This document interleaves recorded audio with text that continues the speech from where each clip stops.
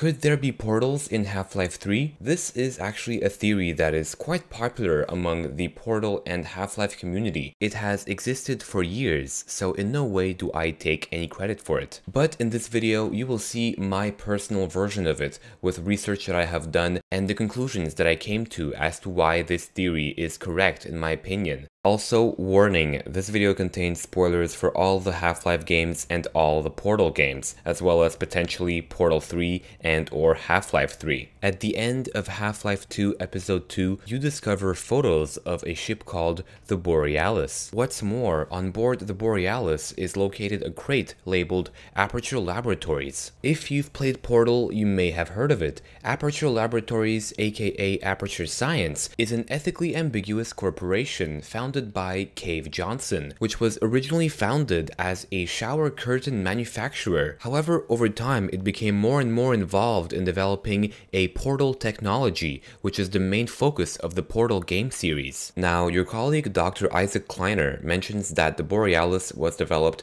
at Aperture Science, and one day it just disappeared, taking with it part of the dry dock. How is that possible? Well, to understand this better, we can actually go into Portal 2 and find the area where the Borealis was built. During the part of the game where you go underground into Test Shaft 09, you can find a secret door behind some office furniture in the level, which will lead you to the dry dock where the Borealis was built. Even though the ship is obviously missing, we know this is where the Borealis was built, because this area contains scattered life preservers with the word Borealis on them. Now, this is a very unusual place to build a ship, especially a ship of this magnitude. After all, this dry dock is located almost 4,000 meters underground, which is approximately 13,000 feet. Well, the most plausible reason is because they were testing their new portal technology, and at some point something malfunctioned and the ship got teleported into the Arctic. And personally, I think that that ship contains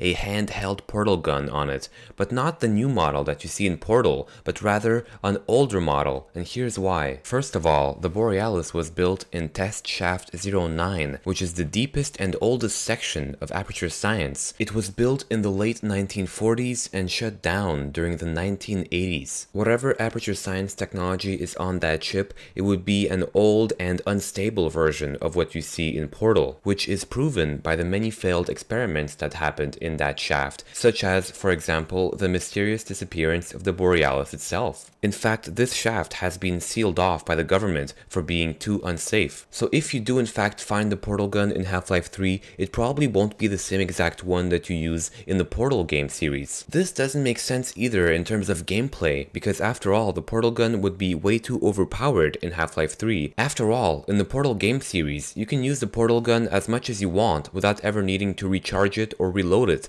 and you can shoot portals as far as you want. You can even shoot it as far as on the moon, as shown in the ending of Portal 2, where you literally shoot a portal on the moon, causing a vacuum in order to defeat the final boss. Also, when playing Portal 2, Shaft 09 contains posters for an old model of the Portal device called the Aperture Science Portable Quantum Tunneling Device. I expect that the Portal device we'll find in Half-Life 3 is something similar to this, except maybe not quite as big and clunky, because it would be kinda awkward to see Gordon Freeman carry that big thing around all the time. So maybe the Valve designers will make something a little bit more stylish. And also, I expect that it will be nerfed compared to the original Portal gun, i.e. it would have limited ammo and you would have to find more ammo for it just like any other normal weapon, as well as limited range, so you couldn't just, you know, teleport to the moon whenever you please. Also, another possibility is that instead of the portal gun being a whole new separate weapon, it could simply be integrated within the gravity gun in Half-Life. So yeah, that's my version of this theory. You're going to come across a less powerful version of the portal gun in Half-Life 3, which you will be able to use in the game. Also, please tell me in the comment section below if you enjoyed this theory. I'm trying out theories for different games other than FNAF,